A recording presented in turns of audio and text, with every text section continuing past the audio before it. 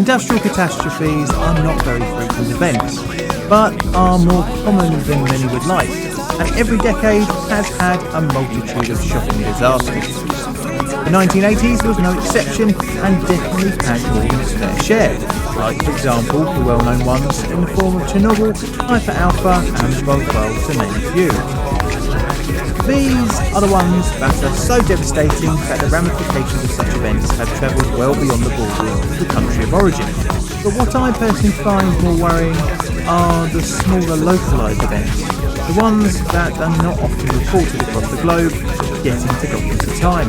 These disasters are the ones caused by seemingly mundane reasons, such as incorrect routine maintenance, on the face of it minor adjustments to procedures, or just a failure to check things properly. An explosion in a chemical facility can easily become part of the white noise background of the daily news cycle, and in some regards allows the event to be downplayed.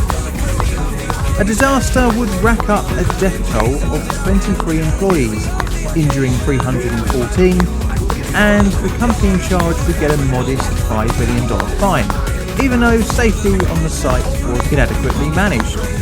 As such, today's subject will get a rating of 7 on my plainly difficult disaster scale, and also a 7 on the historical legacy scale, as the event helped improve process safety. Welcome to a brief history of the 1989 Phillips Petroleum chemical plant explosion and fire in Pasadena, Texas.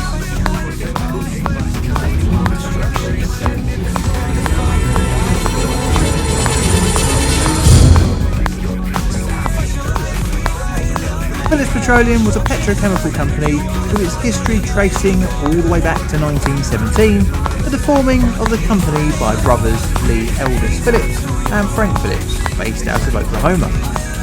Quickly, the company worked in all parts of the oil industry, including fuel production, crude oil pipelines, refineries, and marketing of petroleum products. Like many companies during this period, the demand for fuel boosted the organisation's coffers. But the growth would really speed up during the big old dumpster fire that was the Second World War. By the late 1940s, the ever-growing Phillips Petroleum had become active in the chemicals business, creating Phillips Chemical Company, which set up and began operating a large plant on the Houston Ship Channel.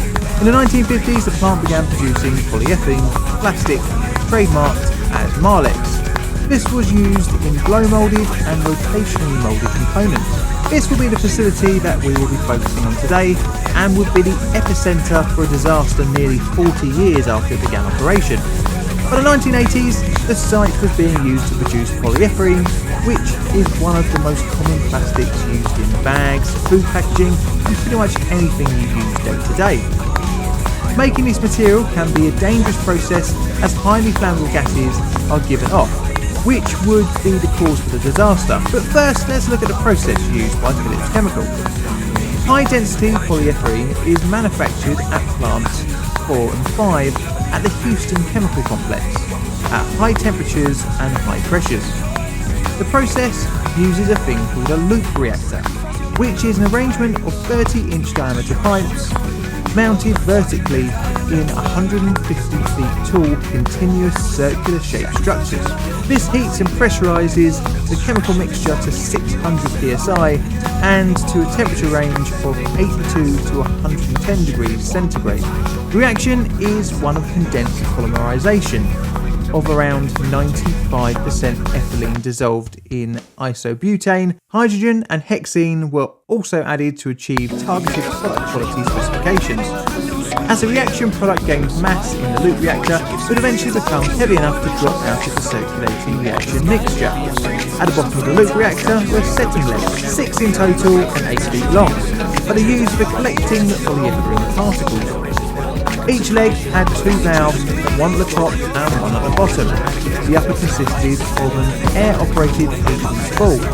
These were used to isolate the section from the reactor after production.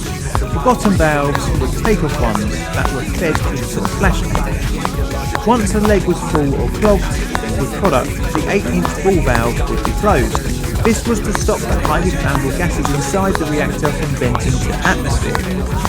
The setting legs were the interface between the high-pressure reactor and low-pressure flash tank process sections. Once the process was complete, the polyethylene fluff was then taken from the tank to be turned into the finished product. But the way the reactor and setting legs were designed to work had a problem, and that was everything had to be shut down once all six became full or clogged. This necessitated the need to be able to empty the legs during full power production to reduce downtime. Phillips Petroleum had a policy for safe equipment isolation, meaning any maintenance would have backup isolation called double blocking. This can be done by a double valve setup. Obviously this would only work if the area you want to isolate had two valves. If this wasn't possible, then a bolted flange setup could be used to have two sets of protection. This had, in the case of a loop reactor, a problem that installing the blind flange was time consuming, making maintenance whilst the reactor was running pointless. So as we see very often in these videos, a local solution was devised. This involved the 8-inch ball valve being closed to isolate the plug setting leg from the loop reactor. Then the 8-inch ball valve stem was physically locked from its closed position. Finally, the inlet and outlet air hoses actuating the 8-inch ball valves from the remote valve switch control panel. This was double locked but definitely not double blocked, as any failure of the ball valve could mean the reactor was exposed. After this locking was complete, the setting leg could be emptied by removing the release valve and having a contractor reach their arm up into the leg to put out the fluff. This leads us to the 22nd of October 1989. 3 of the 6 setting legs in reactor 6 in plant 5 were plugged. As had been done before during production, operations personnel isolated the setting legs according to the alternative isolation procedure, closing the 8-inch ball valve, locking them and disconnecting the air hoses. The first was disassembled and had its fluff removed relatively easily by the contractor. This happened whilst the reactor was still in operation. The crew wouldn't tackle the second leg until the next day, when the contractor attempted to remove the blocked fluff. Only 3/4 was set free, leaving the leg partially blocked. The morning hadn't gone to plan, but the contractor attempted to get out the remaining material around lunchtime. At some point, the air hoses to the valve had been reconnected and the lockout device was not properly installed. Somehow, the valve opened, releasing the highly flammable gases out of the reactor into the air. At around 1 PM, the reactor lost its entire contents of around 85,000 pounds of the heavily flammable process materials, after which the escaping chemicals then ignited. The explosion created a force equivalent to 2.4 tons of TNT, registering as a 3.5 magnitude earthquake on the Richter scale. Several other explosions were felt as chemical storage sites also ignited. 23 people were killed and 314 were injured. The fire raged at the 14-storey high site. First response was provided by Phillips Petroleum Company's Contractor Fire Brigade, which was soon joined by members of the Channel Industries Mutual Aid Association. Cooling water from the fire apparatus was trained on the area of the fires, but the intensity and the fuel load was such that the responders were only able to contain the fire. The efforts were also hindered by low water pressure caused by pipe rupturing during the explosion.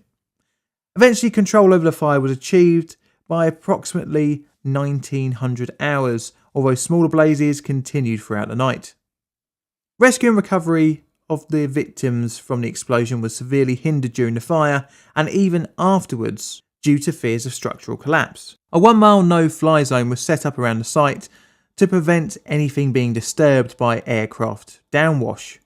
With a heavily damaged site reaching a cost to be reported over $700 million, a question is left. How? Well, investigators quickly found that the valve had been improperly locked out, but a lot of guesswork is left as to why. This is because the operators working at the reactor were killed in the explosion. It shouldn't have really happened, as the process for locking the valve was very well known and established on site. Investigators also discovered that the valve was capable of being locked closed as well as worryingly open, which could have led to confusion, coupled with the operators not removing the airlines, could have been the root cause.